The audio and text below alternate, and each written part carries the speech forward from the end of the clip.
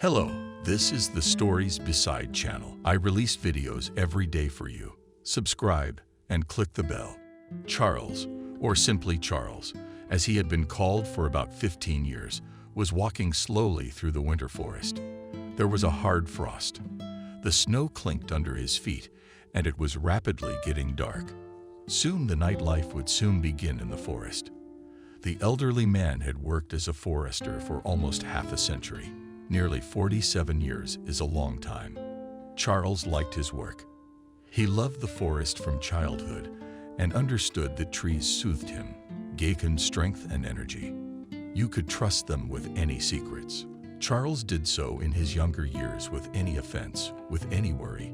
He flew headlong into the thicket to tell a birch or a dream about his trouble. And those silently listened, sympathetically shook the crowns, and as it seemed then to little Charles, they comforted the boy in their own language, which few people understood. Charles also loved animals. He fed forest inhabitants, spent hours watching the life of squirrels or birds. But Charles did not get along with people. Unlike trees and birds, they did not understand him, considered him strange, stupid, and lazy. Even his own parents scolded their son dreamily and thoughtfully for not helping much with household chores. Peers never accepted Charles in their company, and the boy did not want to. He was much more interested in the measured and fascinating forest life. There was no place for envy, lies, sycophants, that everything is as honest and logical as possible. And Charles chose a profession to match his character. Became a forester to live in a forest gatehouse, to look after a confident plot, constantly hear pleasant sounds familiar from childhood. At first, the man could not believe his happiness. Charles did his work well. Even now, being already old, the man did not want to leave his post, as he would have to return to the village again, and there was nothing and no one there. Charles never married, never had a family, which, by the way, he never regretted. Despite the prophecies, acquaintances and relatives of his parents have long been gone. Brother and sister moved to the city. There are, of course, in the village acquaintances, neighbors, but communication with them is tiresome. Charles had to pretend to be interested, listening to boring things, giving a nod. The man didn't like all that. The woods beckoned to him as strongly as ever. That was why the older man was still in no hurry to part with his position. Now he had gone out before going to bed to inspect Charles's controlled possessions.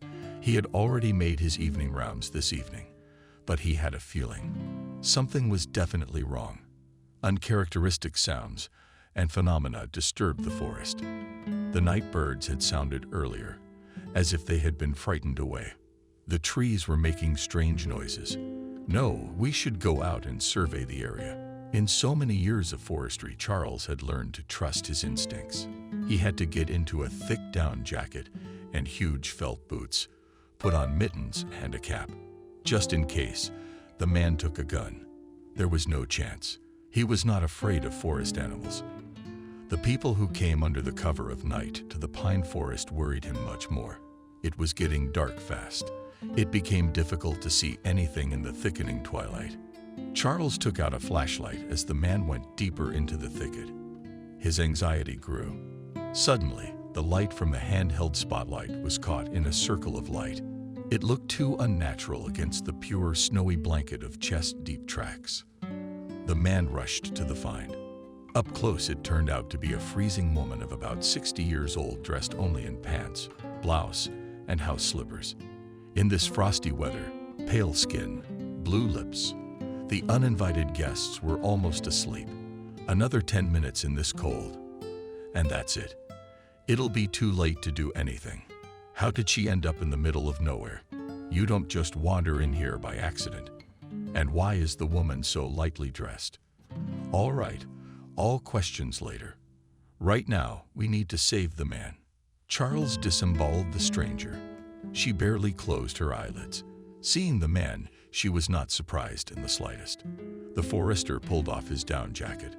A warm woolen sweater would hold him up. Wrapped a woman in a jacket. She couldn't walk anymore. So the man dragged her in his arms in total darkness because he had no flashlight to hold now. rather into the old woman, saving warmth to the stove riding heat.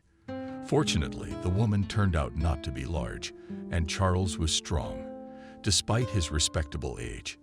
In the cabin, the man looked a stranger, half sleepy, but chilly pale.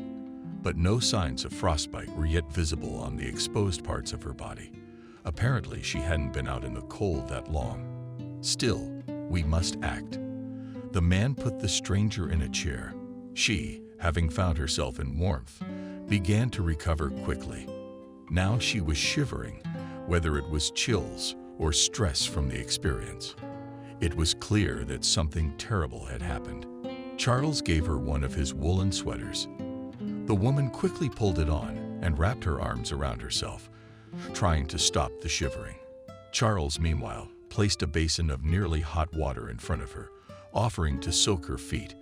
She should go to the bathhouse now, to steam her to the bone. The forester had his own bathhouse in the yard, but it would take so long for it to be trampled, and the woman needed to get warm as soon as possible. The woman looked gratefully at Charles and dipped her feet into the water. The silent but clearly kind host was already serving her a large cup of warm milk and honey. "Thank you," the stranger finally managed to squeeze out. Charles took a closer look at her. She was not a poor woman, judging by her clothes. She probably lived in the city, but she didn't look like a country woman. And there's so much fear and pain in her eyes. "My name is Miranda, and I'm Charles Lesnick." As always, confused and lost when meeting new people. Huntsman, unlocal. "Thank you so much. If it wasn't for you, I wouldn't be here anymore. It's freezing. Would you like an ambulance?" "No," Miranda didn't call an ambulance. "I feel fine already. We need to call the police right away. Do you have a phone?" "Yes, I do." "Call the service phone. Get a squad now. I'm in danger. Maybe you are too. And my son. My son is in great danger." Now Charles hastily pulled a cell phone from the shelf, with large buttons and the tone of a woman. And the strange situation itself was not one to be doubted. Surely something terrible had happened. There was no time to find out what it was. "Why? What should I tell them?" Charles asked, listening to the long beeps on the phone. "I'll do the talking." Miranda took the phone firmly from his hands. Charles didn't mind talking to people, not his specialty. "Send the police right away." In a panicked voice, Miranda spoke into the phone. She checked the location with Charles and dictated it clearly, despite her trembling, to the officer on duty. "Where to go? A dangerous man tried to get rid of me. He's crazy, but he's very smart. His name is Jacob. Ran out of the hospital to run a photo database. Now he's probably headed to Pirogov Hospital in the city. Send a unit there too. My son James. He's in danger." Charles listened and tried to make sense of someone trying to get rid of Miranda. Someone who had escaped from a mental institution and was on their way to the woman's son. What kind of thriller? Charles had never experienced as much in his long life as he had in this half hour. Finally, Miranda pressed the reset button. "At first we didn't believe it," she informed Charles. "I could hear in my voice that they didn't believe it. But I convinced them. The police are on their way. They're taking her to the hospital. I wish we had time. I wish we hadn't." The forester just nodded his head. "I see." Although, of course, he understood nothing. But it was not in his nature to pile questions on his interlocutor, even in this strange situation. Charles silently sat down at the table and began to fix the large moldy basket. Physical labor always calmed him down. The woman began her story by herself. It was a long confession, and Charles was the perfect listener. He listened to every word and never once interrupted. He understood that I needed to speak, and it was interesting, of course, how she found herself at night in the forest without outerwear and warm shoes. Miranda grew up in an ordinary Soviet family, a mom, a dad, a younger brother. At school, the girl studied diligently, but did not have stars from the sky. A solid heel. Miranda also studied at a music studio, mastered the piano. That's what her parents wanted.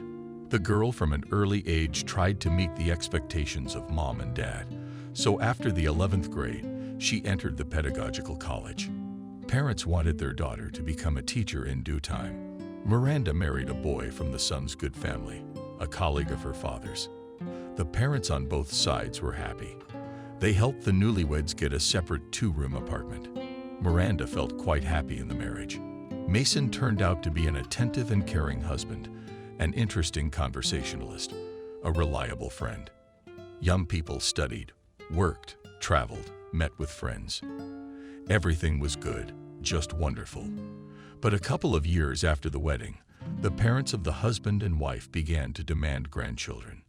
Mason also dreamed of a child, and Miranda herself already felt that she was ready to become a mother, but nothing worked out. Years went by, and the cherished pregnancy did not come. This overshadowed the happiness of the young family, made it incomplete. Peers have already brought up babies, many more than one. But to them, the stork was not in a hurry. Of course, the spouses examined, but whether the medicine at that time was not at the height, or whether there was really no reason. Only they did not find any abnormalities in either Mason. Doctors waved their hands, advised to wait and try, and even more rest. Eat right, less stressed. Nothing helped. Her peers' children were already in school. Miranda could not calmly look at children's things. Tears came to her eyes. She worked as an elementary school teacher, interacting with babies every day.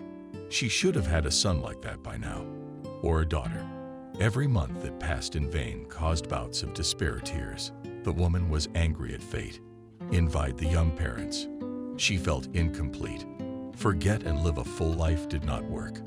When there was no strength to endure mental anguish, and the hope for pregnancy evaporated completely, Miranda offered her husband another option.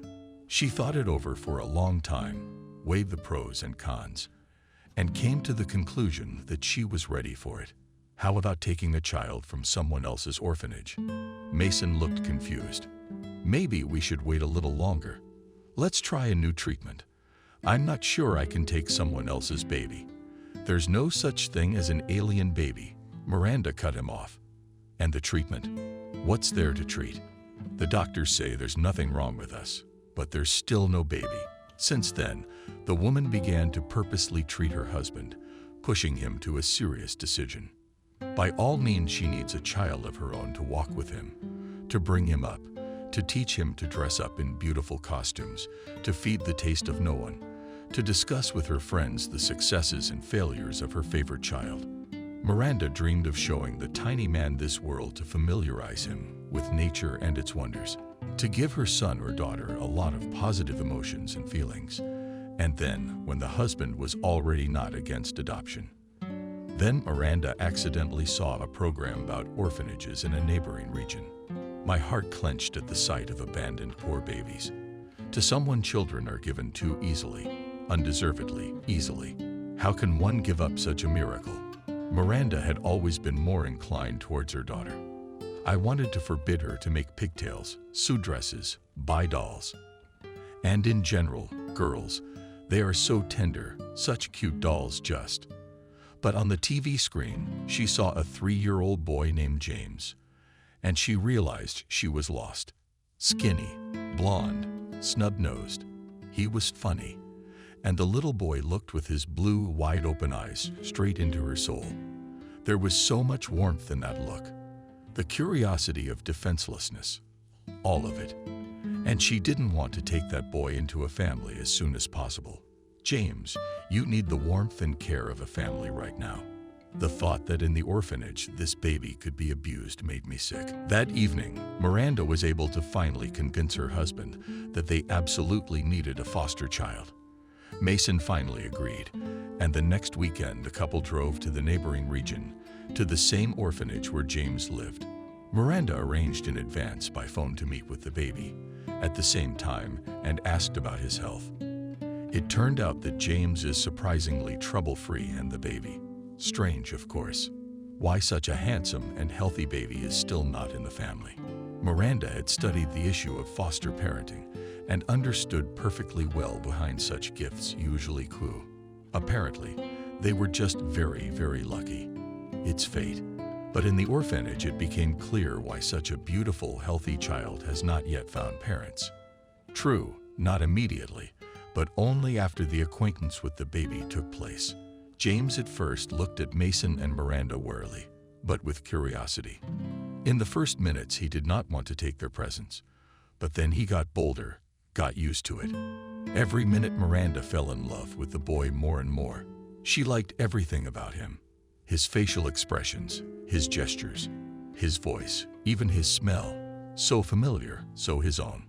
Mason melted too. He looked at the baby with such tenderness that Miranda realized that there would be no problems with her husband. Already after this touching meeting, sitting in the principal's office, the potential adoptive parents learned more about James. It turns out that in the same orphanage as brought up in his older brother, 4-year-old Jacob, the boys were born to a very young, but already hard-drinking mother, who their father, or rather fathers, are unknown. A dysfunctional family often came to the attention of the guardianship authorities. The children were not taken away from the mother. Poorly, but she coped with the upbringing of her sons. And then a terrible thing happened. The mother of the kids, during another drinking binge, died at the hands of a cohabitant. The children at that moment were in the apartment. They were sleeping in the next room. Miranda and Mason looked at each other confused. Yeah, James had been through a lot, but he'd be with his family soon. They'll make sure he has a happy childhood. We'd like to take the boy as soon as possible, Miranda said. It's not that simple. The headmistress shook her head.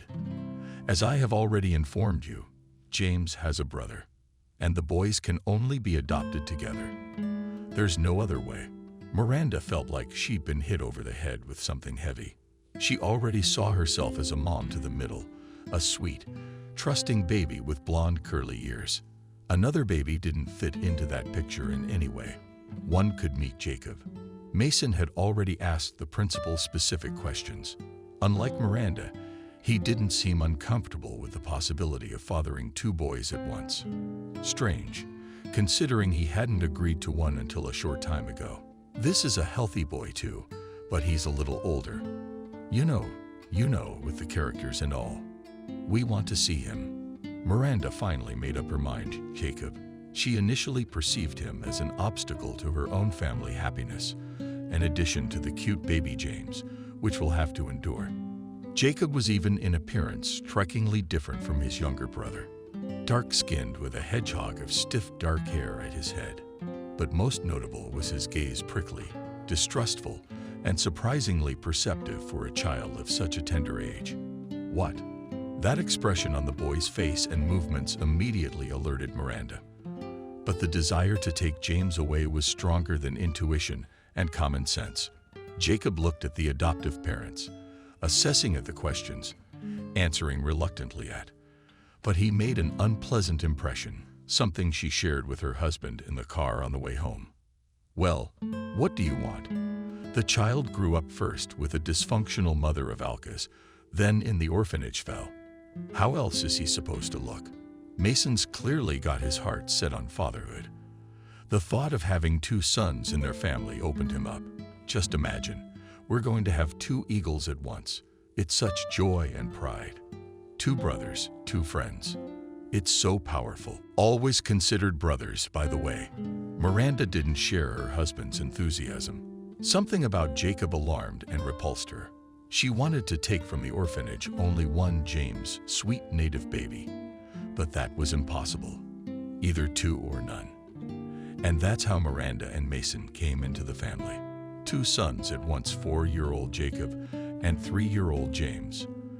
The parents prepared for the boys' arrival by designing a spacious nursery for them. Finally, Miranda was not in pain, but excited about shopping in children's stores. She bought her sons a whole mountain of toys and books, bedding with cars, cozy, warm, bathrobes, a lamp in the form of Mickey Mouse. The joyful clutter before the arrival of my sons was exhilarating and positive. In the end, Miranda convinced herself that it was great. Having 2 children in the family at once, the boys would have a lot of fun together. Still, the age difference wasn't that big. The children were adapting differently. James was curious and followed the territory, looking for contact with his new parents. And Jacob was quiet. For the first week, he was frozen, sitting on his bed, cuddled up with his teddy bear. He could stare at the same spot for hours. He wouldn't respond to requests. He'd answer questions with one-word answers and barely ate anything. It turned out that it was the calmest period of life, grown twice in the family, because then the eldest broke up in full force and showed his true temper. It all started with messing things up. Jacob once just took a felt-tip pen and painted fresh wallpaper in the nursery. It was a shame about the repairs that had been made, but she understood the boy's behavior. After all, he's a child. It's inherent in children to spoil things. They learn from their mistakes. Miranda had a long talk with Jacob. She didn't scold him, didn't rebuke him. She simply told him why he shouldn't draw on the wallpaper and why he should keep his home safe. The little boy, accordingly, nodded attentively, looking into the eyes of his foster mother, and that same evening painted the walls in the hallway, hall, and kitchen. When she demanded an explanation, Jacob only smiled enigmatically. From his look, the woman realized the boy had done it on purpose out of spite. More to come. The painted wallpaper was just a flower. Broken appliances, broken dishes thrown out the window, notebooks that Miranda took home to check. It was as if Jacob had a specific goal each time to piss Miranda off. If the woman held back, blaming the unacceptable behavior on the stresses of adapting a child, the boy did something even more impressive. Mason assured her that everything could be fixed with love and care, as if Miranda hadn't tried. She always bought toys and candy for both children. She took both of them to amusement parks and cafes and read books to them before bedtime, and practiced with the kids, reading and drawing, and talked a lot with her sons and hugged them constantly. James with Jacob's sincere pleasure through and through. But that was all by now. Except that James responded to all this reciprocated love and tenderness, and even tried to care in his own way. About the figures. That water will pour, or candy guests. He could just run up to Miranda sitting on the notebooks and snuggle up to her shoulder. At such moments, the woman's heart melted with tenderness. Jacob, on the other hand, seemed to have no feelings for his adoptive parents. The complete indifference in his eyes was sometimes replaced by anger and irritation. No matter how much Miranda tried to make the boy feel comfortable, no matter how much time she devoted to him personally, it was all in vain. It was like hitting a concrete wall with your head in kindergarten. Jacob was only there for 6 months. He behaved there just disgusting. He insulted children, was rude to educators, threw food, and enjoyed the effect. Soon there were complaints from teachers, and then parents collected signatures for Jacob to be transferred to a special kindergarten. But he realized the child has obvious problems. He needs a special approach. Correctional kindergartens have specialists who know how to work with such kids. A garden for the mentally retarded. This suggestion angered Miranda to the core. Jacob grew up a very intelligent child, grasping everything literally on the fly, despite his terrible behavior. No, Miranda couldn't let Jacob go to an institution. To live with the wolves is to howl with the wolves. The woman was convinced that the environment would have a negative effect on her eldest son. There would be a setback in development, and nothing good would happen. But even in a regular kindergarten, with such an attitude, educators, administration, parents, the boy to leave is not the case. The spouses consulted and decided that Miranda will temporarily leave work and will be engaged in children, will pay special attention. Jacob will become for him a mother, educator, and teacher in one person. And then, when the boy would recover, Miranda would return to school. This decision was hard for the woman. Still, she loved her job very much. But the children were more important, especially since they had waited so long for them. Now she was with Jacob in a 24/7 mode. It was very hard. The boy invented new ways to drive her crazy, and he was good at it. When his mother got used to the next antics and stopped reacting, he would find her next sore spot. "You're fat," Jacob said with a cheeky grin to Miranda as she tried on a new sundress in front of the mirror. "Fat, and you stink." Then she was taken aback. The child's words hurt her heart. A little later, the woman remembered that she had recently talked to a friend on the phone about dieting. Miranda was planning to lose a couple of pounds for a summer trip to the sea. Apparently, Jacob had overheard and was now using that information to hurt her.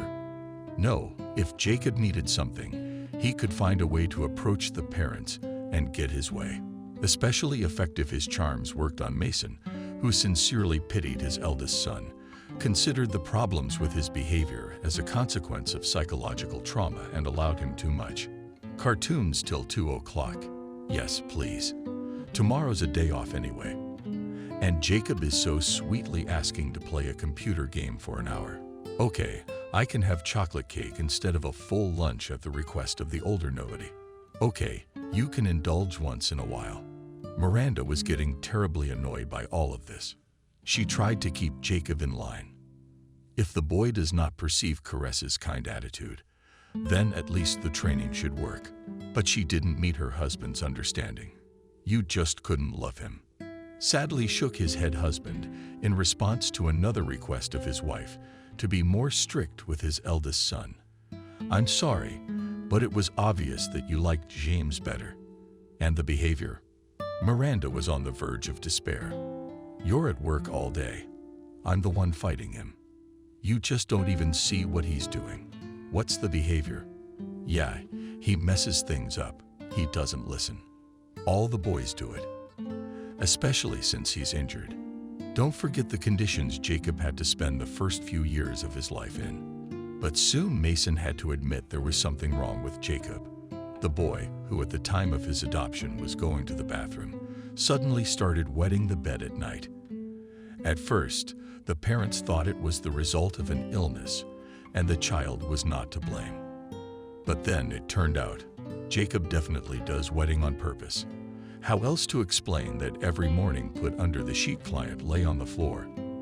And it was the mattress, which is almost impossible to clean.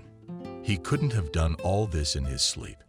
Miranda tried to get through to Jacob, find out the cause of his new problem. But as always, to no avail. "Is this your way of attracting attention?" the woman asked, looking intently into the boy's expressionless black eyes. "You are already 70 soon to go to school. Aren't you ashamed? Tell us how we should behave so that you don't get angry." Jacob only smirked. And this cheeky smile was another proof that the kid can control himself quite well. He deliberately pisses off his foster parents, angers them, as if he's getting revenge for something. Except for what? For being taken from the orphanage. They bought a lot of nice clothes and toys and take them to the sea. Good food. For not having to leave his job for him. James attended his group faithfully, made friends at the daycare center, and didn't have to study with Jacob at home. And it was hard, thankless, and very unpleasant labor. Mason disappeared all day at work and could not fully understand his wife. Soon Jacob had another favorite pastime of embarrassing his parents in crowded places. It could happen anywhere, on a walk in the park, in the store. Jacob suddenly began to demand something that is obviously impossible to fulfill. For example, to pet an elephant in the zoo or ride a helicopter. Having received a refusal, the kid threw a tantrum, and even what his own on the ground or floor convulsions, and tears, loud cries. Of course, the surrounding people were not indifferent to these scenes. Stopped, looked, something to advise with condemnation, looked at, blushing. Their parents, who could not bring up the child normally.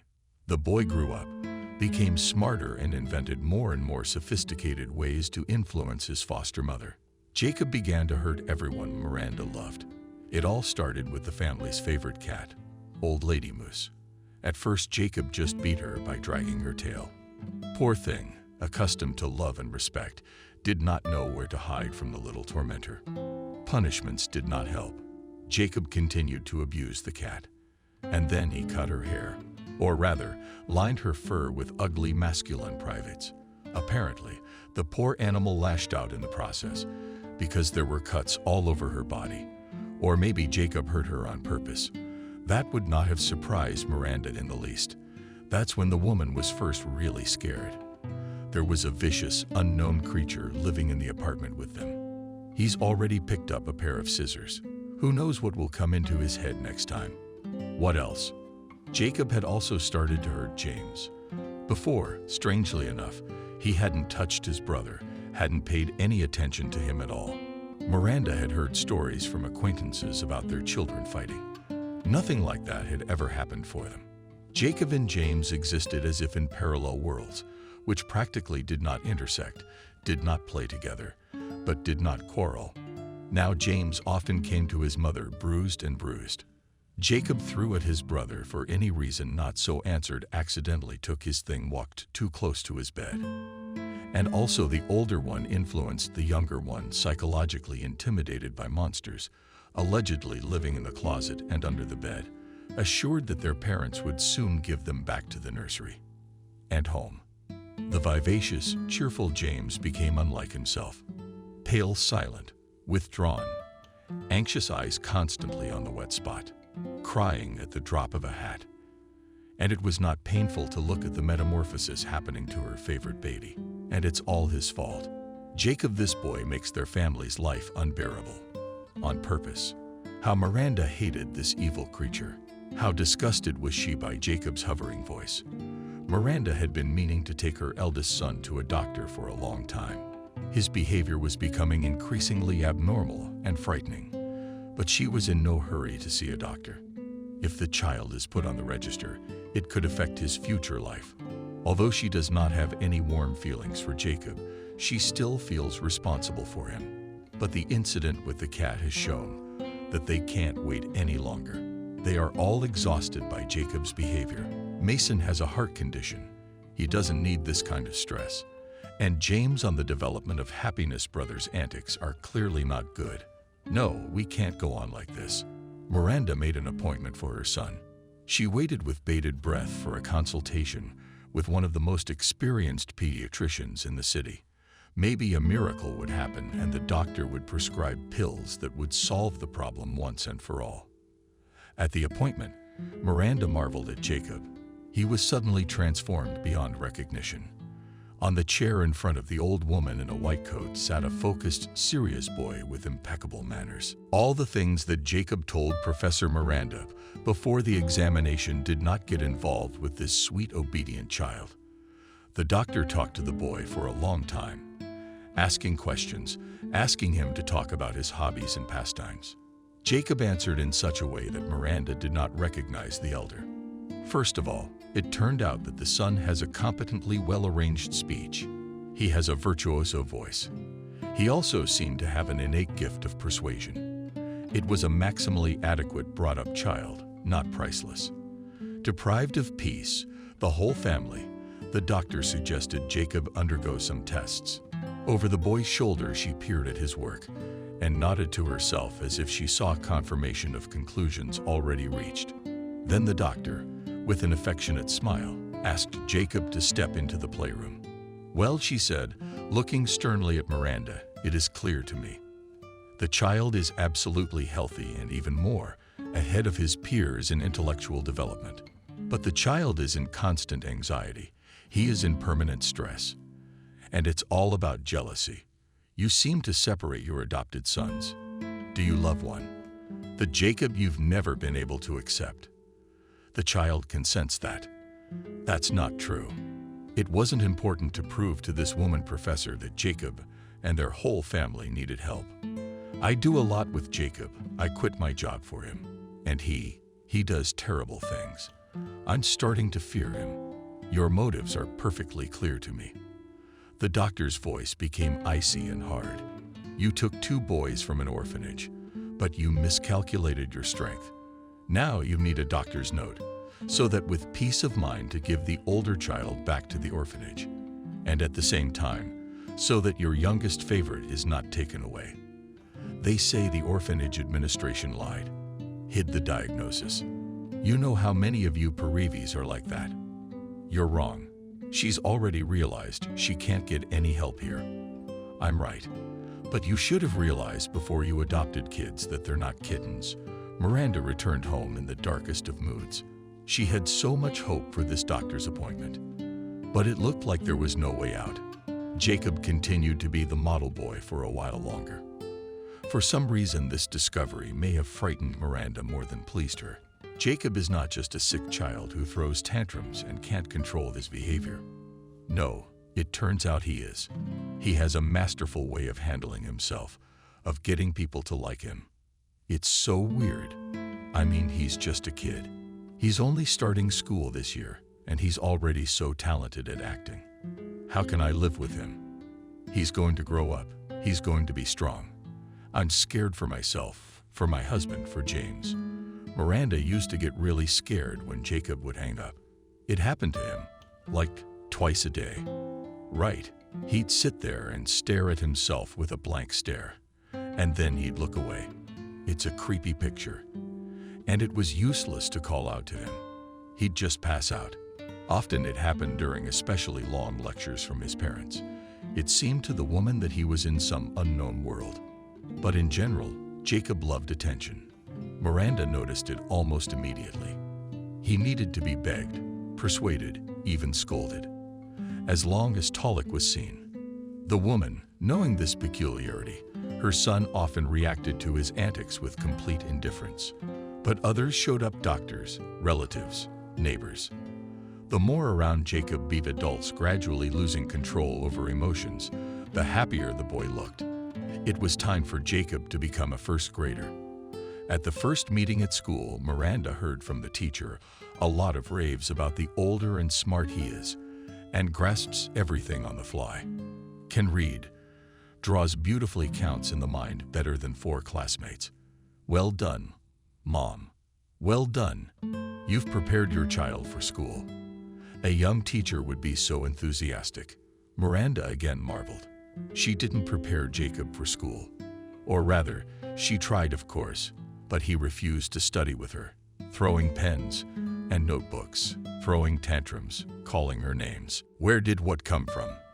The doctor at the appointment talked about Jacob's high intelligence. That seems to be true. And his talent for pissing off everyone around him, manipulating, pretending, was also a clear indication that Jacob was far from stupid. Miranda hoped that Jacob would find himself at school, become interested in learning, grow up, change, reconsider his behavior. But of course, it was not enough for long.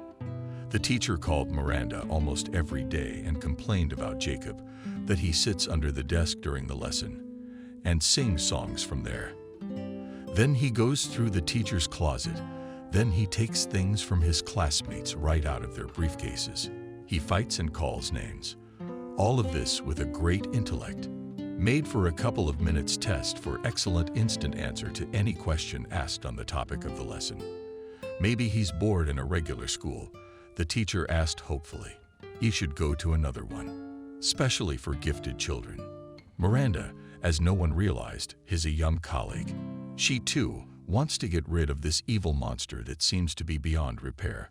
Things were getting harder at home. Jacob still insulted James and hurt him, physically damaged things, did everything in defiance of his parents, and wet the mattress every night. How many of them had to be changed in just 6 months? It's scary to remember the hysteria on any occasion, added threats, scary, creepy wishes to his parents and brother. But most disturbing of all were his nightly vigils. From the very beginning, Jacob slept very little, took a long time to fall asleep, woke up before dawn, and wandered around the apartment, lighting the gas, rattling pots, and loud music. It was unbearable for everyone at home. Toward the end of first grade, the teacher's council decided to send Jacob to the doctor. Miranda rejoiced. There was no getting away from her now. Jacob had made a mistake and shown his true colors.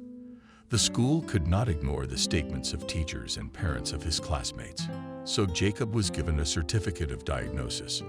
For this, it was necessary to lie in the hospital several times.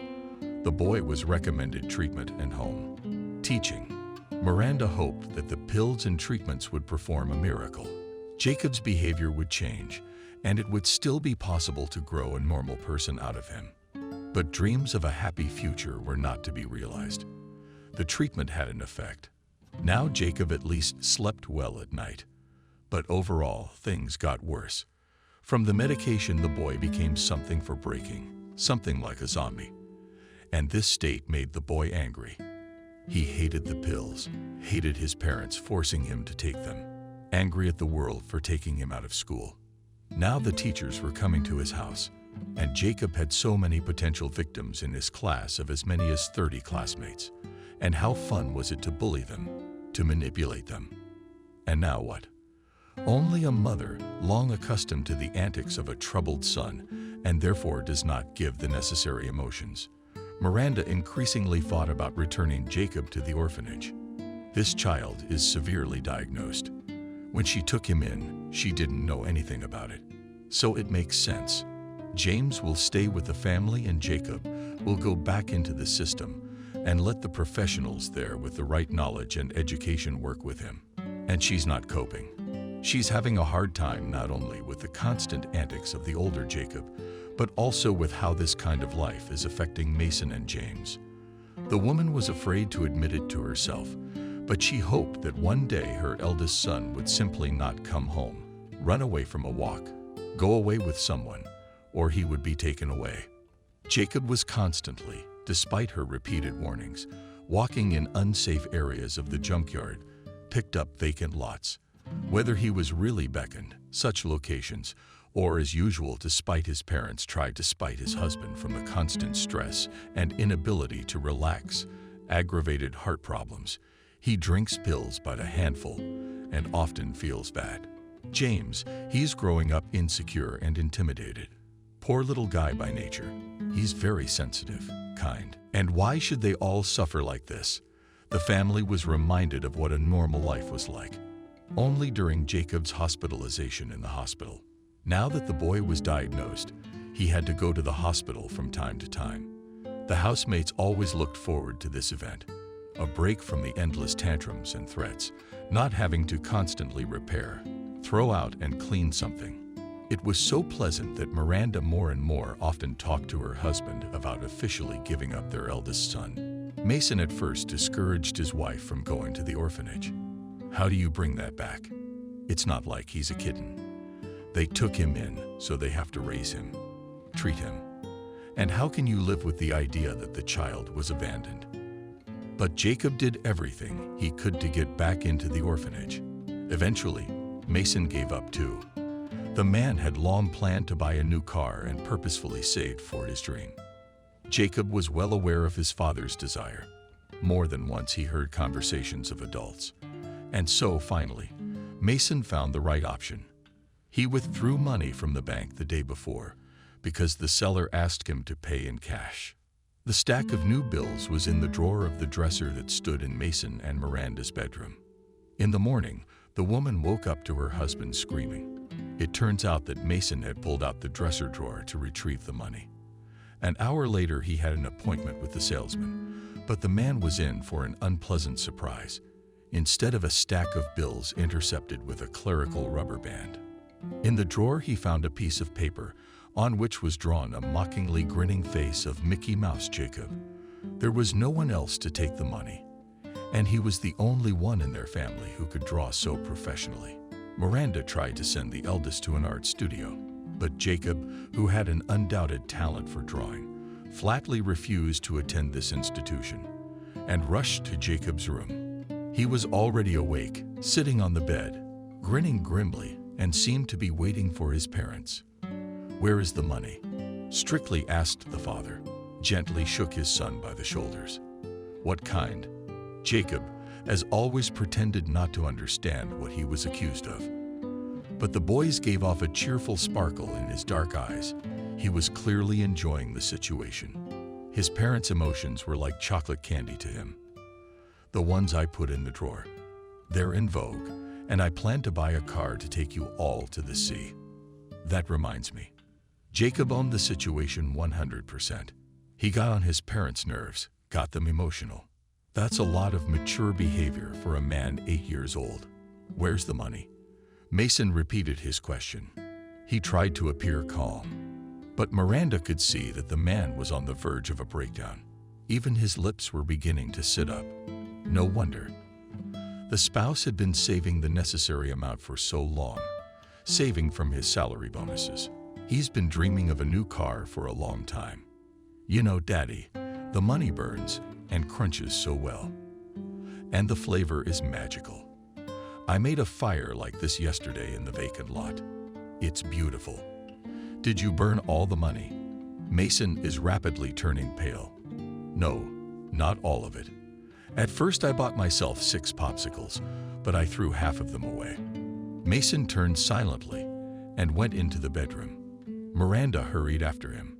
She could see that her husband was becoming unwell, physically ill. Her spouse walked swaying and suddenly settled to the floor, slid right down the wall, not wasting a second. Miranda dialed the ER phone. Mason was having a heart attack. The problem had been brewing for a long time, and the stress of the morning had triggered the attack. The paramedics got there just in time. They took him to the hospital, put him in the ICU. 24 hours. Miranda lived, flinching with every phone call, afraid it was from the hospital with sad news. James was there all the time, hugging and comforting, even though he had tears in his eyes. He was very worried about his foster father, whom he loved sincerely and wholeheartedly. Jacob was in a good mood and continued to grate on his mother's and brother's nerves. For example, he asked questions about funerals and talked about the dangers of heart attacks. Miranda tried not to pay attention to the boy. Luckily, it all worked out. Mason pulled through.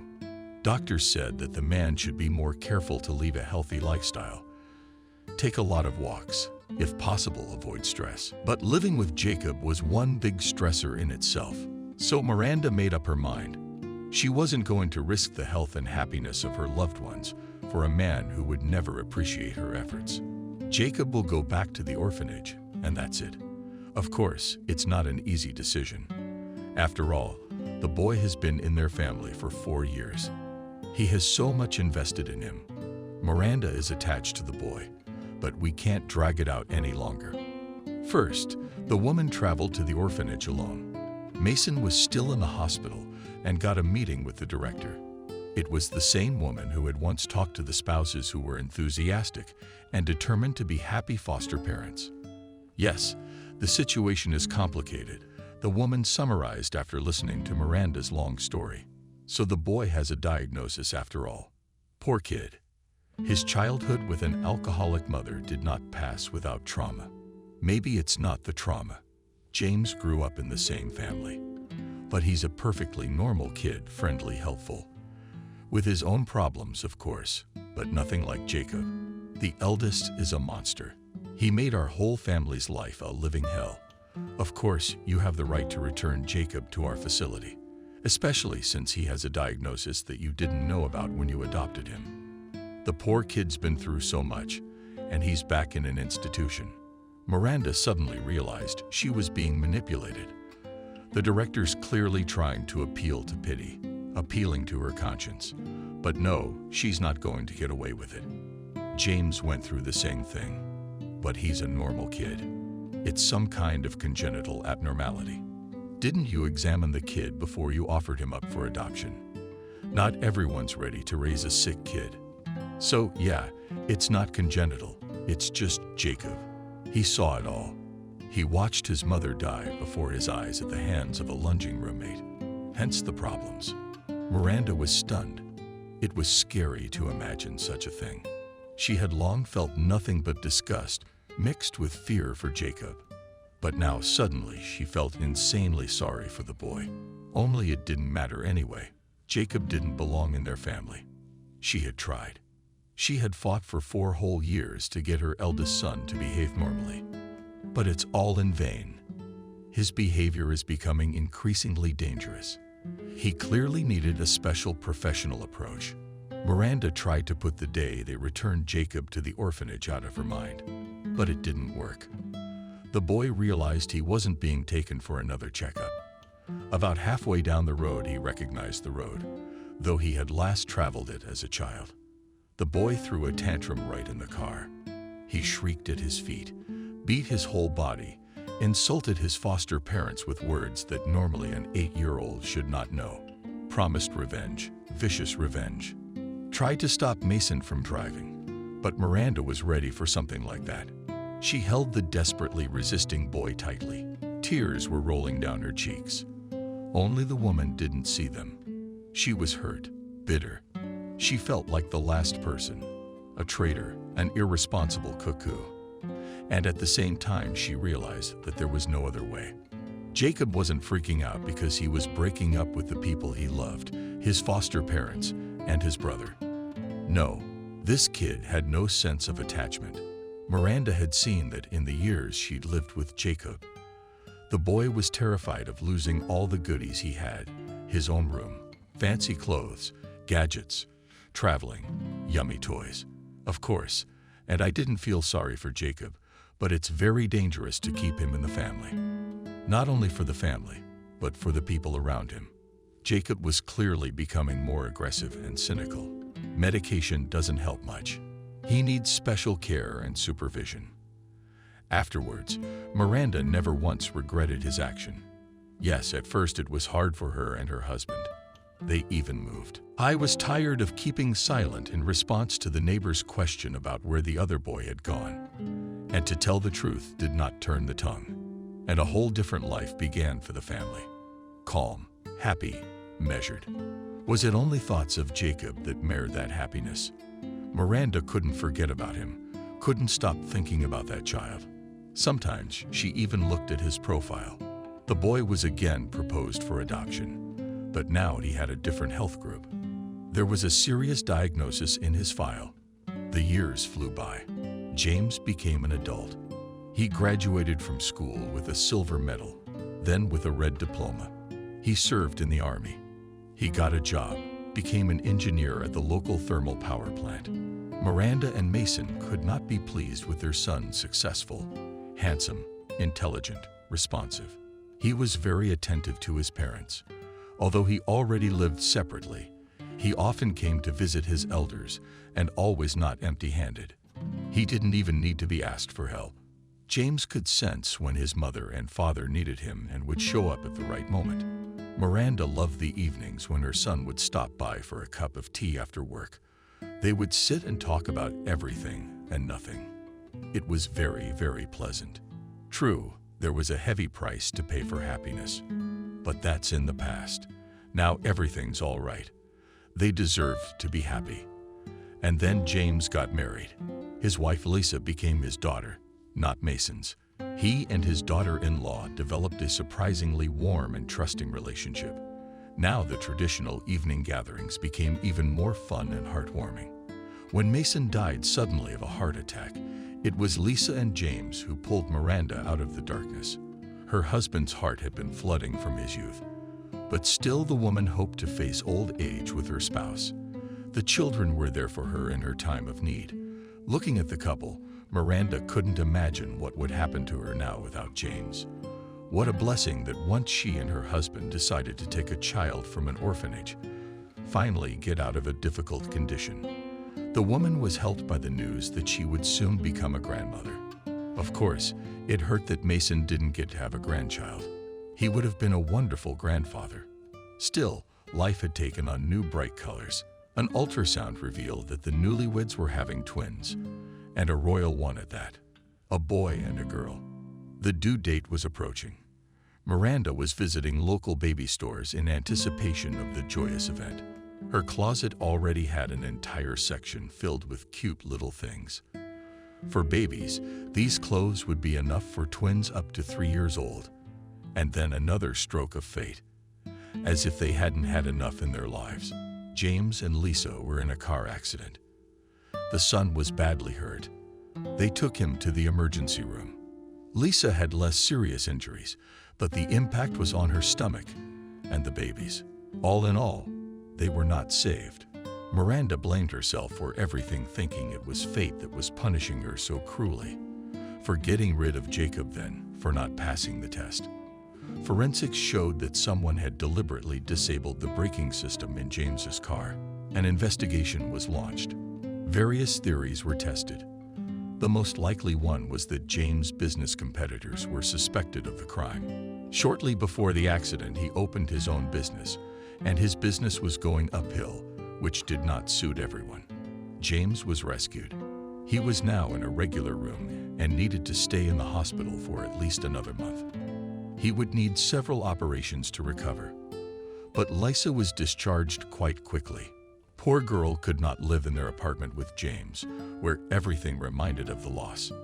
They had already prepared a nursery for the babies. Lisa went to her parents in the country. She needed a change of scenery. Miranda understood her daughter-in-law. Her heart bled every time she looked at the things she had prepared for her grandson and granddaughter. What to say about Lisa, who had lost her children at such a great age?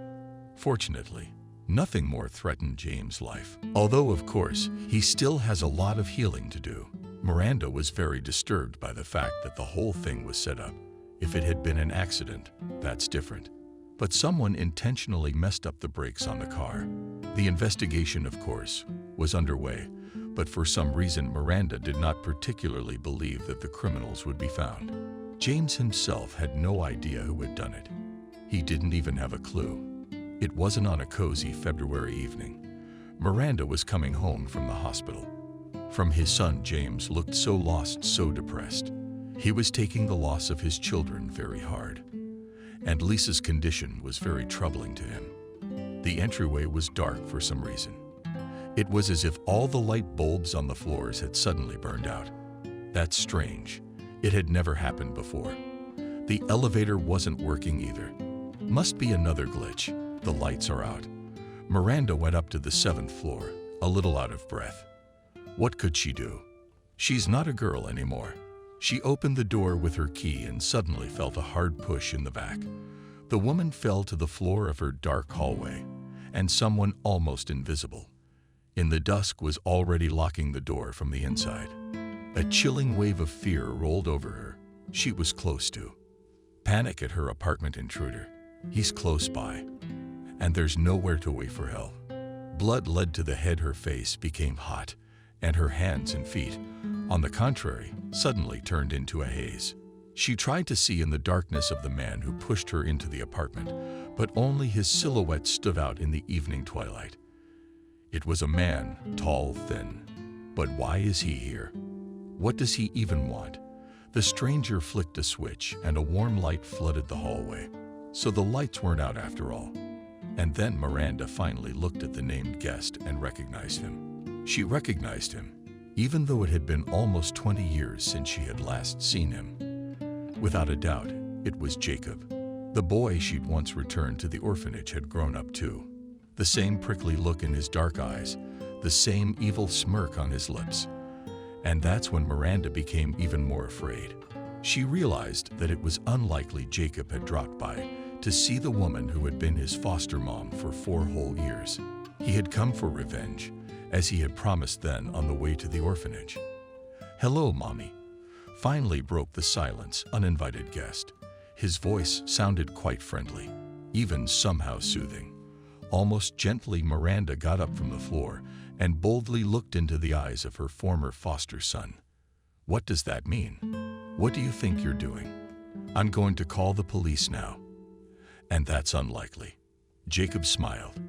With a deft movement of his hand, he snatched the purse from Miranda's shoulder and shook its contents right onto the floor. The cell phone hit the tile with a thud. The man picked it up, twirled it around in his hands, and then it burst with a thud. The glass shards spattered in all directions. Miranda clamped her hand over her mouth. Sharp movements, impulsive actions. If before this scene it was still possible to hope for a favorable outcome of the meeting, then now Jacob's intentions were certainly not to be doubted. "You don't want to know how I've lived all this time while you, Daddy, and James have enjoyed traveling, socializing, outings, and holidays. I realize it's been hard on you, but I tried. I honestly tried to reach out to you. Only you did everything despite me. The more I praised you, the more I paid attention to you, the more you crossed the line. Eventually, it just became dangerous to be around you. So you just got rid of me like damaged goods at the store." Not just on Miranda, suddenly on the swing of memory. She experienced again the bitterness and despair of those days. We tried to treat you. Remember, you refused. You were angry with us. It just kept getting worse and worse. Believe me, it wasn't an easy decision to make, and it's been hard for me all these years to realize what happened. It's hard for you. Jacob's lips played that evil smirk again, and his gaze became hard and icy. What do you know about what's hard? You want me to tell you more about it. Jacob. What Jacob is, it's scary to hear the truth. So in the orphanage I was bad, very bad. I was humiliated, insulted, tied to my bed at night, beaten, made to clean up after the other kids. I scrubbed toilets, changed stinky diapers, baby. It all made me very angry, and I got revenge. Revenge on them, on all of them. And Jacob started his story. He hated the caregivers. He hated everything about them. The hypocrisy, the cruelty, the indifference, even their appearance. In his mind, the boy did terrible things to them. But in real life, he lacked strength. But little Jacob could do small deeds. Took money from purses, staff, packs, adults' clothes, smelling ointment, tearing up reports and other documents. Of course, they caught him, punished him severely, left him without dinner, locked him in the basement all night, beating him and flooding him with more of this. It was their mistake. The adults thought they would make Jacob afraid, achieve his obedience by intimidation, but anger only empowered the boy. His head was filled with new plans, which he did not hesitate to realize. Jacob tried to treat, gave him some pills that made him confused, and he wanted to sleep all the time. The guy felt that he was getting dumber from these drugs, so he learned to hold them under his tongue and then spit them out. His behavior was getting worse. Getting into a new family was out of the question. First of all, he was old enough. Adoptive parents prefer kids under 5. In the second place, the diagnosis, which hinged on him past adoptive parents, a lifelong stigma. Anyway, after some time, Jacob was transferred to a specialized boarding school for children with mental disabilities, his mind solving problems for high school students. The boy was forced to be around mentally challenged teenagers all the time. It was quite an ordeal. True, the boy managed to intimidate the other pupils to such an extent that they all tried to stay away from him, even the strongest and most aggressive ones. It wasn't hard. Jacob always knew how to find the weaknesses of those around him. All this time, the boy imagined how his brother was living without him, probably bathed in the attention and love of foster parents. Those buy him beautiful clothes, gadgets, bicycles, and scooter, take him to the sea. They organize these birthday parties for the fairy. He's rolling around like a cheese in butter. And Jacob has to rot alive in such a horrible place. It's not fair. How he wanted to go home for revenge. Not Mason.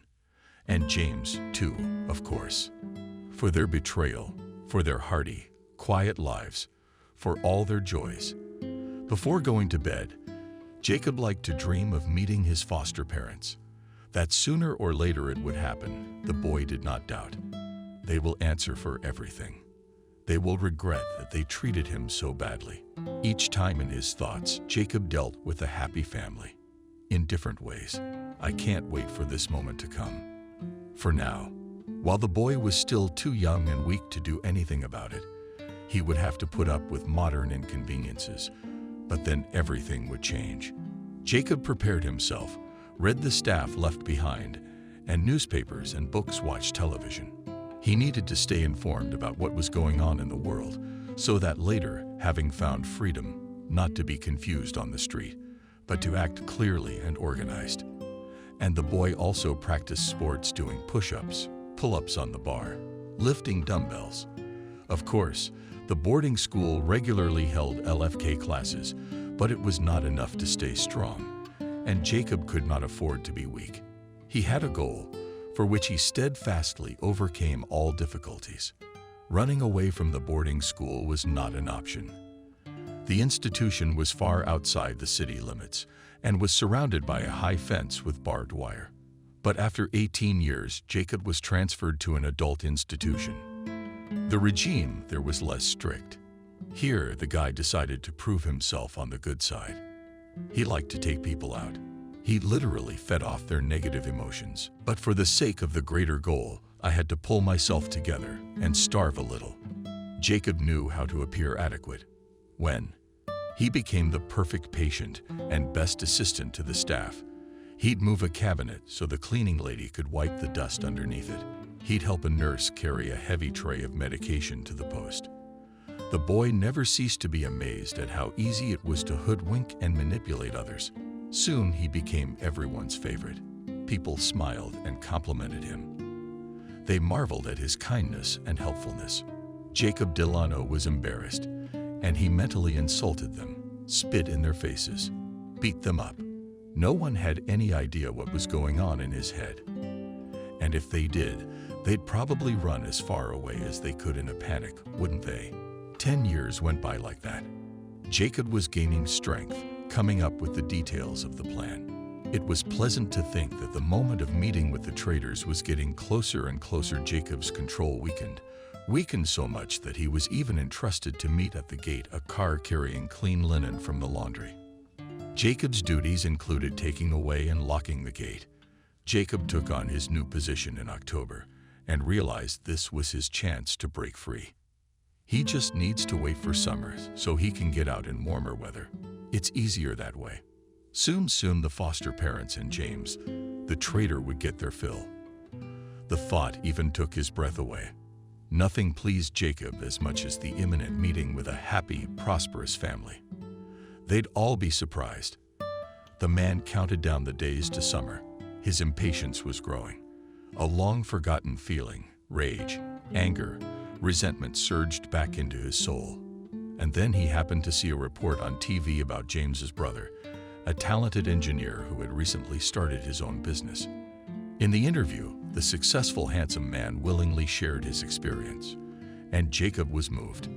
He decided to quit the very next day, even though it was January. He couldn't wait any longer. They shouldn't live happily ever after. Just a few more extra months. No more. It was time to pay the price. During the night, the man in the balloon at the staff bag pockets also got into the cash register. He knew the code to the safe a long time ago. It was a good sum for an expensive meal. Sure enough, he had warm clothes. The state provided patients with coats, felt boots, mittens, and flowers, so there were no obstacles in his way. And so, having let the car out of the laundry in the morning, as usual, the man slipped out of the gate without anyone noticing. Here it is, the long-awaited freedom. To the city of 5 kilometers will reach in an hour at a brisk pace. Underfoot crunching snow on the heart sang. Nightingales' light frost cheered up. From the sky, the sun shone brightly. Happy Jacob was on his way back to the town where his foster parents and sibling lived. The thought that they were unaware of the approaching trouble warmed his soul. They would soon answer for their evil deeds and get what they deserved. But I don't understand. Jacob, Miranda interrupted. After all, when you and James were very small, we tried very hard to take care of you, bought sweets and toys, paid attention to you. Why? Why did you behave so badly? Like you were getting back at me for something. Jacob replied. For not loving you, for not caring, for not being my real mom. She loved me, said I was just like her. She made me really happy. She needed me, you know. And the rest of us are shallow. Jacob was the fifth wheel in the cart, the ballast I wanted to get rid of. I've often compared the way you looked at me, at him with love and tenderness, she me with squeamishness. Miranda thought for a moment. There was nothing to object to. She tried. She tried hard not to show Jacob her attitude, but he's just a little kid. Everyone still thinks your mom's a po. That bastard killed her. I saw the whole thing. And when I was 4 years old, I swore I'd get revenge on him. It was the first thing I looked for when I ran away from the hospital. And I found it. But it was too late. That one was already long dead himself. But next on my list was you. Jacob went to the train station first thing, joined the local homeless. He could always find a way to get along with anyone if he wanted to, of course. There was money for food, cigarettes, and booze. The man treated his new friends generously. He made them his agents. Now, every day there were station wardens and beggars searching the city, looking for Miranda Mason James. After a couple weeks, the search yielded a welcome result. One of the homeless men had discovered where Miranda lived. That's it. You moved. But I still found you. Even if you had left town or the country, I would have come for you sooner or later.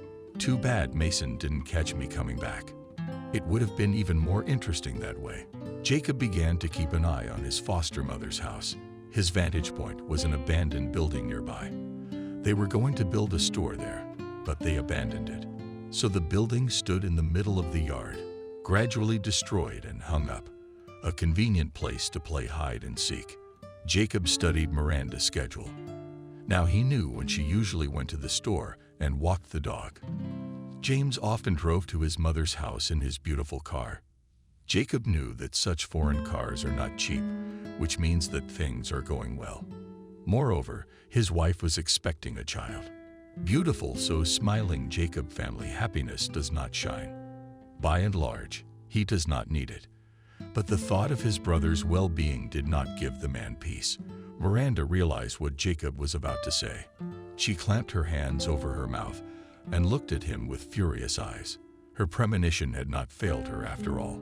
What had happened to James and Lisa was really connected to what she and Mason had done 20 years ago. I see you guessed it. The man smiled contentedly. Yes, of course I did. I did a little digging under the hood of my brother's car while he and his wife were visiting you. And then bam. And it was an unfortunate accident. I was hoping for more, but James survived. Except he's not gonna have kids anymore. It's a small thing, but it's nice. I hate you. Miranda was ready to lunge at Jacob, once scratching his satisfied face, kicking the bastard with her feet. That's news to me, carelessly shrugged the monster in human form. I knew you hated me.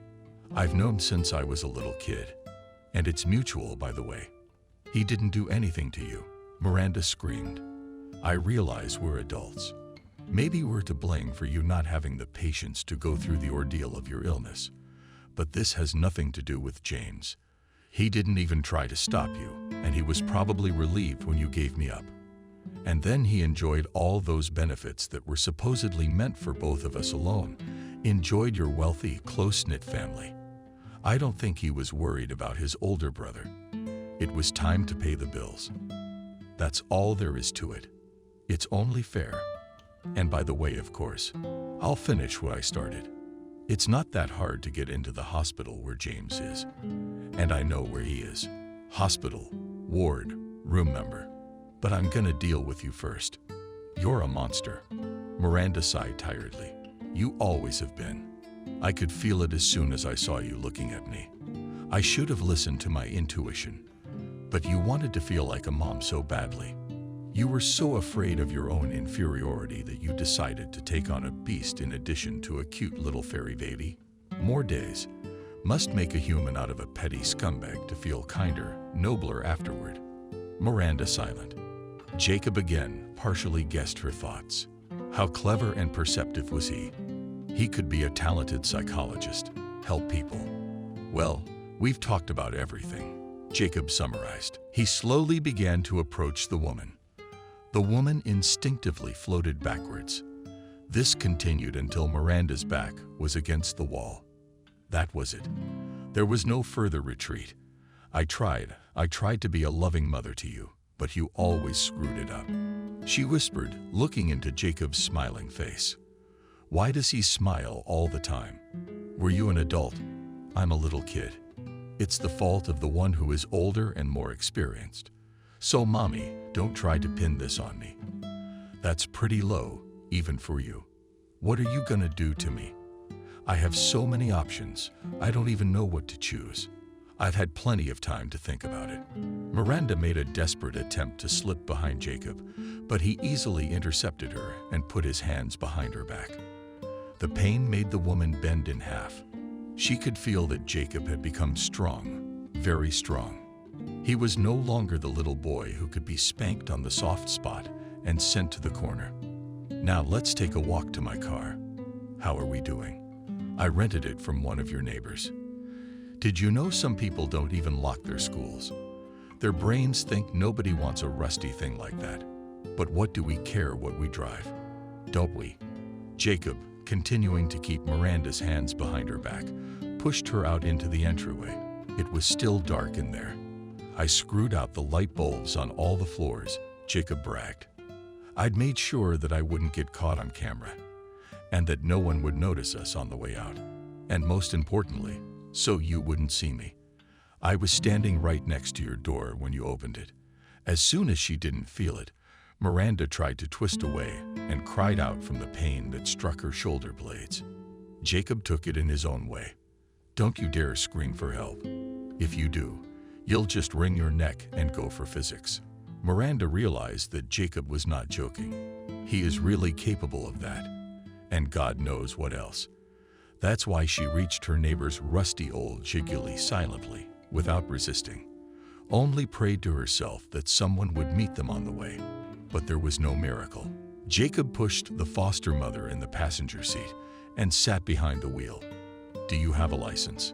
Miranda wondered. No, of course not. They don't give licenses to people like me. It's my first time driving. But I know what's what in theory. It's no big deal. I've done a lot of preparation for this meeting, so I've got it under control. Jacob didn't get going the first time, but after that, it was perfect. It was hard to believe that it was his first time driving, despite the horror of the situation. Miranda was once again amazed at how quickly Jacob grasped everything. I wondered where he was taking her now. And most importantly, what to do now. How to warn Fyodor about the danger if something happened to him. Miranda won't survive that. Although, judging by Jacob's attitude, she won't even know about it. The car drove out of town. Snow-covered fields and forests flashed outside the windows. Miranda began to shiver. She was not dressed for the weather. Her down jacket had been left at home. On her feet, instead of boots, were ordinary slippers. During the conversation with her eldest son, the woman took off her warm clothes. And when Jacob dragged the reception, the mother did not have time to dress outside, but it was almost hot in the salon. I guess shivering is a manifestation of stress after all. Where are we going? Miranda asked. Jacob silently stared at the road with a concentrated and sidelong glance. It was the same way he sometimes did. As a child, it was the look of a deeply ill man, his diagnosis coupled with his high intelligence and lack of moral principles. Scary, heavy, not a pleasant person, causing disgust and dislike. He is simply impossible to love. And it was not hard to believe what Jacob said about his own mother. Allegedly, he was her favorite. But now something has to be done. Something has to be done to save James. There's got to be a way out. I'm sorry, Miranda suddenly blurted out. The phrase brought Jacob out of his daze. He turned to the woman with surprise, looked carefully into her eyes and sighed heavily. I see you're trying to placate me, but in fact you don't feel guilty at all. You don't, do you? I'm sorry for being scared then, for betraying me. It's no use. Jacob shook his head. You'll all get what you deserve today.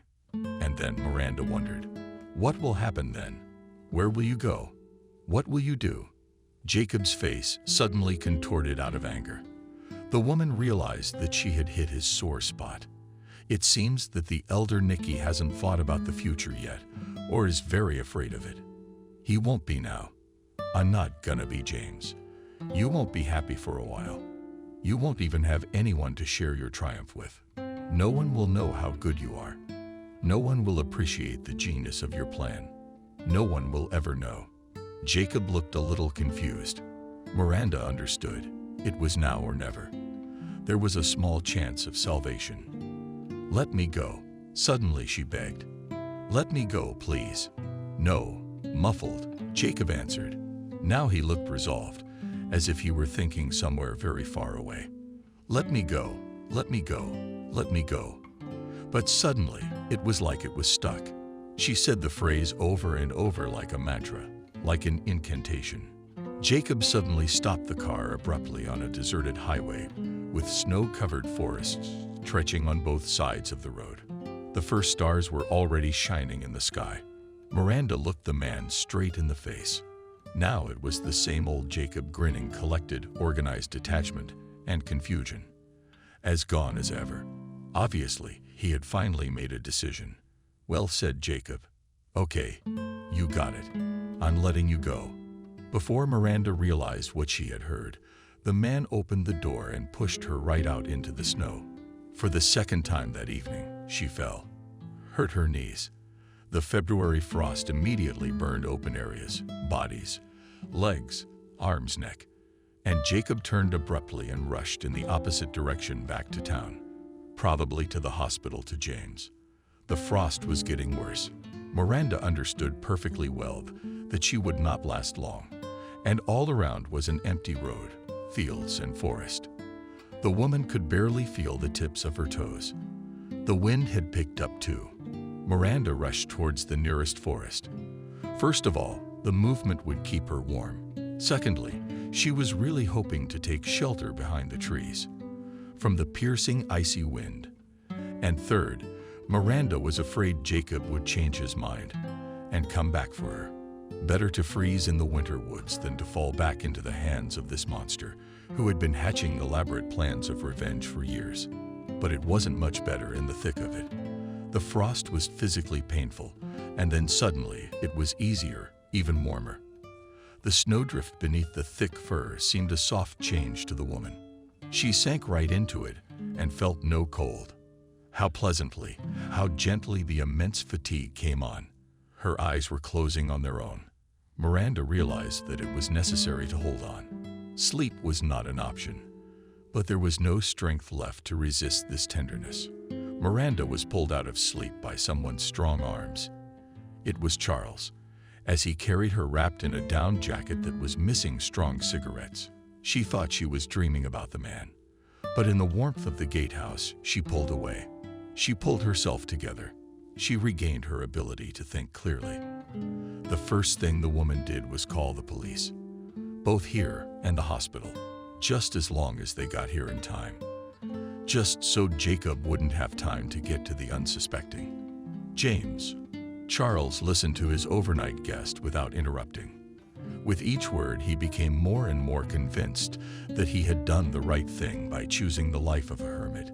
People are complicated, strange, incomprehensible. Who's to blame for this story?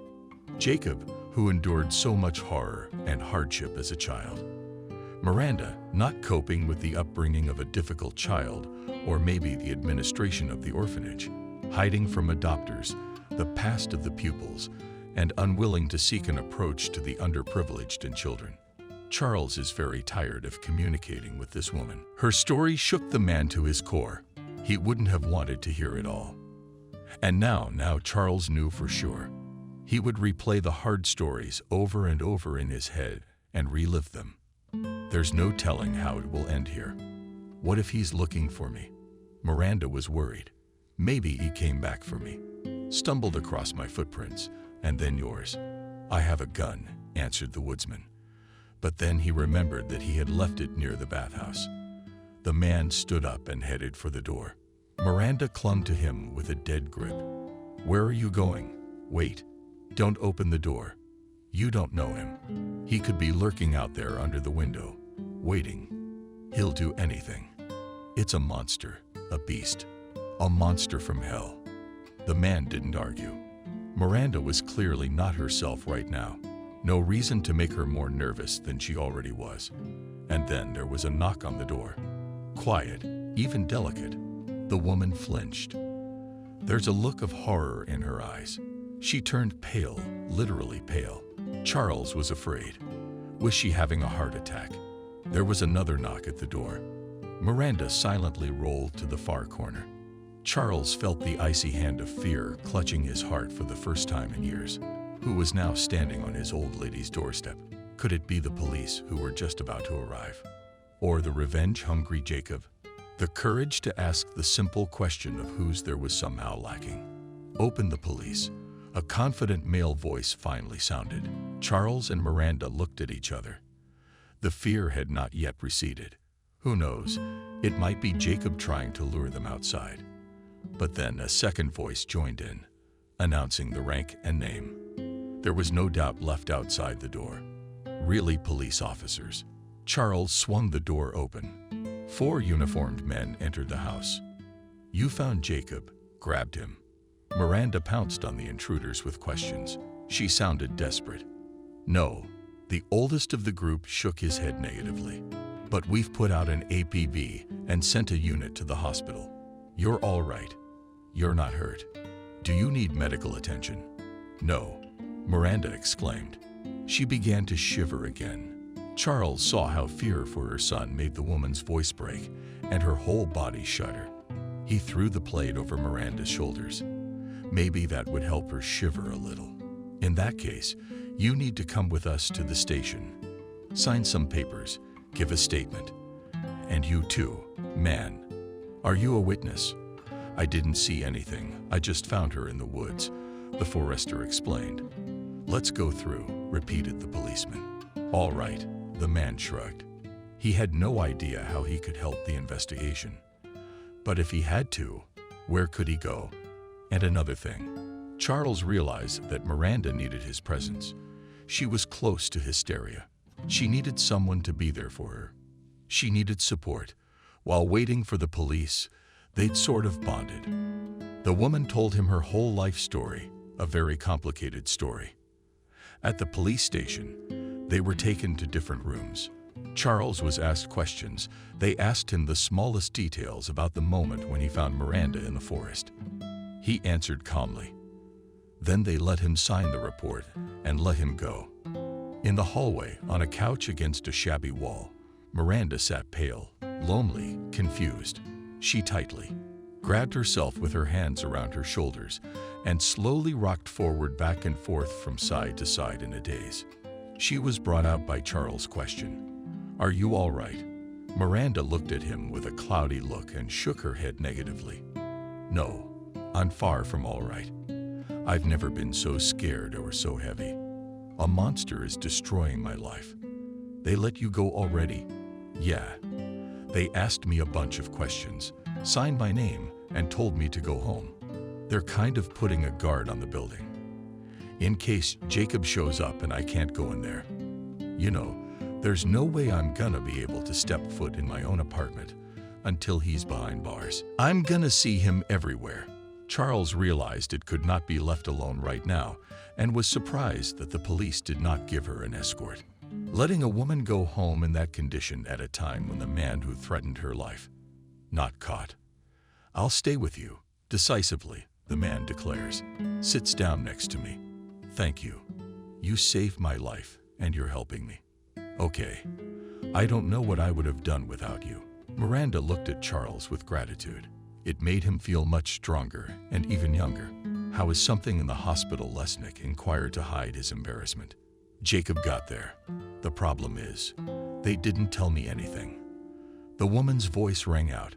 She was close to hysteria again. They say the mystery of the investigation, and that I'll know everything when the time comes. But we can go there ourselves. Charles suggested it. If you don't want to go home. A faint smile flashed across Miranda's face, for perhaps the first time in ages. Yeah, I'll have them call us a cab. I've got money in my pocket. Good thing I didn't have time to cash it out. Half an hour later, the cab brought Miranda Charles to the hospital building where James was lying. Several police cars were parked outside the gate, flashing lights off. No people in the passenger compartment. Everything seemed very quiet and peaceful. Charles and Miranda stepped inside the spacious lobby, blinding them with bright light. It was almost empty. Only in the corner a man and a woman were sitting on a chair. Apparently, they were waiting for their turn to see the doctor on duty. What can I do for you? The receptionist, a young girl, addressed them with a smile. Charles noticed that she was agitated, although she was trying to keep a semblance of calm. Something must have happened here. The man decided not to walk around. Yes, about decisively went to this smiling girl in a white coat and asked directly, "What was your recent mess here?" "What?" The receptionist was surprised, and then added, "How do you know?" This woman here is the mother of a patient who seems to be in danger. She has a right to know what's going on. I can show you my credentials if you need me to. Miranda's on. Tell me my James is okay. The desperation and pleading in the woman's eyes did the trick. The receptionist girl, and told our visitors everything she knew about the situation. Yes, indeed, an intruder had broken into the hospital. In a ward on the 3rd floor, a fight broke out. An alarm was sounded. Other patients in the ward were evacuated. It seems that 2 patients and the perpetrator barricaded themselves in the room. It was clear something terrible was going on in there. Then the police arrived, a whole bunch of them. The squad stormed the ward, and one of the participants was led in handcuffs with his head down past the receptionist's desk. And another, the second participant in the incident, was rumored to be undergoing surgery right now, and his life hung in the balance. Sidenko, exclaimed the woman, grabbing life by the heart. When I can see him. And that's only after the operation, if the doctor allows it. Sit here for the time being. As soon as he's free, I'll call you. Doctors are obliged to inform relatives of their patient's condition. The wait lasted about an hour. During that time, Miranda didn't say a word. The woman turned into a pale statue with full. Charles' eyes were hard to look at her, but he couldn't leave Miranda now in such a state either, not anymore. Besides, he was already very curious. How would this unusual story end? Lesnica hoped that everything would be fine with James.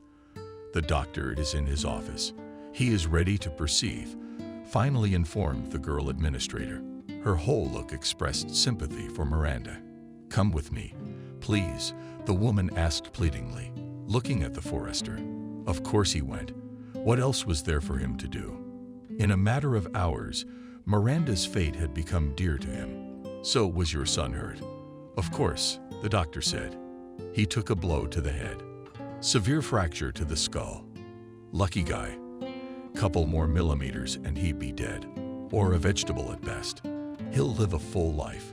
You can breathe. And him? Is he awake? Yes, he's in the intensive care unit right now. There's a police officer sitting by the door. I can let you in for a few minutes. Just the next of kin. There's 2 of us, Miranda said hurriedly, clinging to Charles' arm. He didn't object. He realized that the woman was afraid to be without his support even for a minute. There was indeed a policeman at the door of the room. Charles thought he was guarding James from Jacob, who might return. True, the girl said that he was taken away in handcuffs. That guard is probably just a formality. Jacob is in the hands of the police. James and Miranda are no longer in danger. Entering the room and looking at the young man with the renamed head, Miranda awed and began to slowly slump on the floor. Horror froze in her eyes. This was not a reaction the forester was prepared for. What is it? Charles held her up under his arms. Yes, the boy doesn't look well. But the doctor said James is going to be fine. It's not James, Miranda exclaimed. It was Jacob. Charles staring in amazement at the man under the thin hospital sheet. Pale with black eyes, sharp facial features, black, attentive eyes, and a very unpleasant smile on his face. Where's James? Miranda rushed over to him. What's going on? I don't know. In jail, I guess, where he belongs. I'm in the hospital. He's in jail. You once had 2 monsters at once. What a coincidence. James was just better at pretending all along. But he's more dangerous than me. How much more dangerous? I'm a long way from him. Miranda threw herself at Jacob. Charles struggled to pull her to the far corner. He marveled at the strength of this frail-looking woman who had been through so much that night. Now listen to the truth, Monty. The unpleasant truth. Miranda nodded her head, signaling that she was ready to listen to the tube-wrapped and machine-connected man. Her tormentor looked helpless and safe now. And Jacob told Charles Miranda listened to the man without interrupting. Jacob told that most of the marriages for which he had been scolded as a child had been James' doing. The boy, despite his very young age, masterfully set up his brother. He was the one who painted the wallpaper after the renovation. He mutilated the cat. He beat dishes, spoiled things, and encouraged the unstable elder to do bad things. He lied, he bullied, he coaxed. Jacob's disease progressed thanks in large part to James, who squeezed the most out of his brother's condition. He did whatever he wanted, covering up for his brother, manipulating the older man, taking pleasure in it, and thereby contributed in every possible way to the unraveling of Jacob's already fragile mental health. When Jacob grew up and began to understand something, he tried to get through to his parents, telling them the antics of clever and calculating younger brother. But no one had confidence in the older man anymore.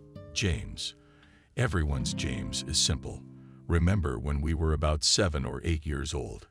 Tragedy struck. We were walking on a construction site, and one of my classmates fell from a height and crashed.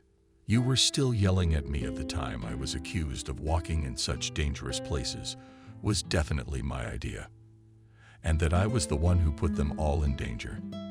And Benjamin died partly because of me too. Miranda nodded. She remembered that moment well. It had seemed to her then that Jacob's deviant behavior had threatened James' life and health. The woman imagined with horror that in the place of the dead boy could be her beloved son, and all because of the delusions of the elder, probably, at that time, and the idea of giving Jacob to an orphanage was born in her head. Now it was James who suggested that Benjamin go to the other side of the beam. There it was 5-6 stories high, roughly, and concrete blocks with rebar sticking out at the bottom. No chance. When the boy refused, just pushed him and Benjamin flew down. No. Horrified, Miranda exclaimed. It can't be. I don't believe you. He flew down, Jacob continued, and James looked up and smiled. You don't know him like that, but I know very well. I was afraid of him myself then, and I'm afraid of him today too. And for good reason. I mean, he's been weak since the surgery, and he made my head fall apart. We barely got James back together. He's capable of much more than that. You don't know him at all. And then Jacob told me something even worse. Running away from the hospital, he followed James for a while and found his lair. Yeah, James had his own lair. A small box in the garage of our cooperative, and the beaten soundproofing Miranda materials there he kept someone. Jacob never realized who. James periodically came to the garage with bags from the supermarket, and then took out garbage, scraps, some rags at the moment when the door was opened. Sometimes screams would be heard, but then they'd stop. As soon as the door slammed shut, I tried to figure out who was sitting there, who he was keeping in there, but everything inside was blocked with some kind of soundproofing sleepy stuff. He's always calculated everything with amazing precision. Ever since he was a little boy. That's not true. That's not true. A sobbing howl in a corner. Miranda, shut up now. And Charles already knew Jacob wasn't lying. He could see it in his eyes. And there were cops on duty at the door. He's not here to guard the patient. He's there to keep a dangerous patient from escaping. After all, Jacob, though hurt, is a criminal, just like his brother James, not the dreamer of a once-forgotten love. Abandoned children do indeed get two monsters. James turned out to be insane. A virtuoso at hiding a decent family man as a successful man. The high intelligence he possessed from birth allowed him to pretend to lead a double life. A model boy and a bully. A successful man and a skillful manipulator of the perfect stage. A cruel man. James liked to live like that and be one thing. To choose a single identity seemed silly and boring to him. He kept people in his bunker, mostly young girls. And when they died, he disposed of the bodies and looked for new victims. This went on for years. He had several ruined lives to his credit, and there's no telling how many more people he would have killed if it hadn't been for Jacob. Before going to the operation, the older brother managed to give the police details of James' life. He was detained pending further investigation, and they found out things that would make the most seasoned of people's heads spin. Miranda never made it back to her apartment. She had to stay in the hospital for a while. She couldn't take the blow of fate. Charles visited her, She seemed genuinely pleased by his visits, and before she was discharged, she asked him to stay at his cabin for a while, away from people, from their judgment and questioning. The man perfectly understood this desire to hide from everyone and everything from the cruel reality. So now they lived together, trying not to remember what had happened and not to think about the future, taking care of each other only sometimes at night. Miranda was awakened by her own screaming. She was plagued by nightmares. True, less and less often. Charles was sure that the forest and nature would do its work, would heal dear Miranda.